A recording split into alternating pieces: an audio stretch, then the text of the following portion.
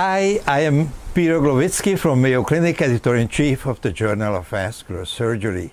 I hope you had a great summer and you are now ready for the highlights of the very best papers we published in the September issue of the Journal of Vascular Surgery. This month, the Editor's Choice article was also the CME article of the month. It is entitled Active Smoking in Claudicants Undergoing Lower Extremity Bypass Predicts Decreased Graft Patency and Worse Overall Survival.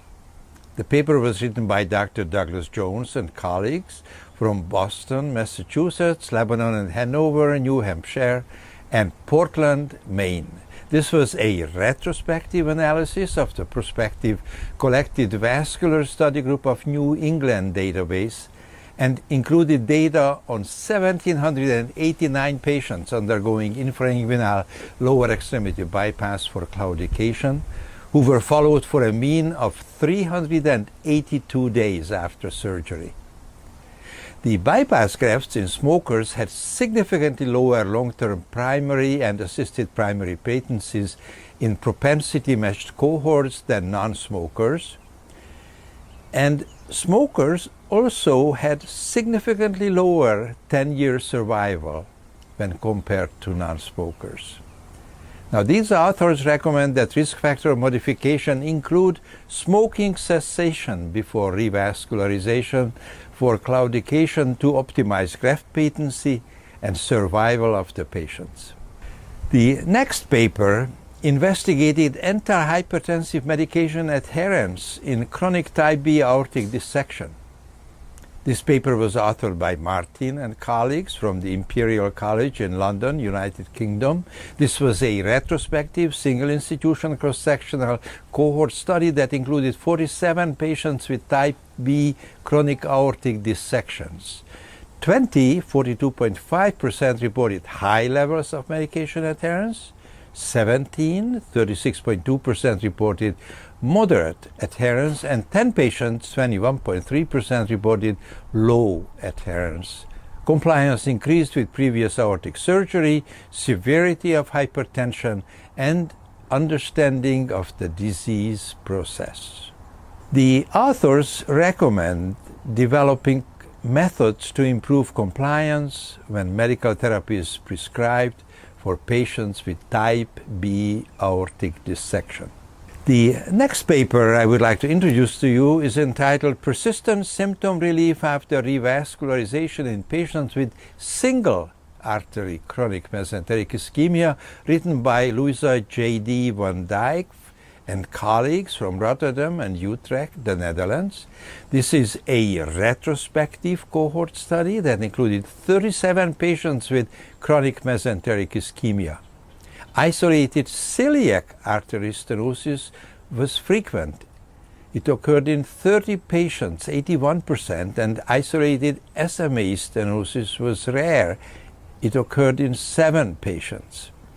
After a mean follow-up of 5 plus minus 3 years, 27 of 37 patients, 73%, experienced sustained symptom relief after revascularization. Response was not related to lesion localization, as success rate was 73% after celiac artery revascularization and similar 71% after superior mesenteric artery revascularization. So these authors suggest that symptomatic patients with single vessel mesenteric or celiac artery stenosis be considered for revascularization.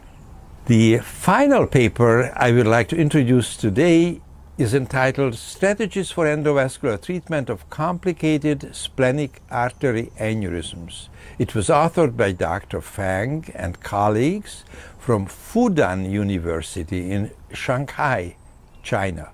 This retrospective single-institution review analyzed outcomes of 22 complicated splenic artery aneurysms treated with a variety of endovascular techniques. More than half underwent coil embolization alone. Another 36% also had covered stent placement. One patient, 4.5%, had stent placement alone, and there was one technical failure.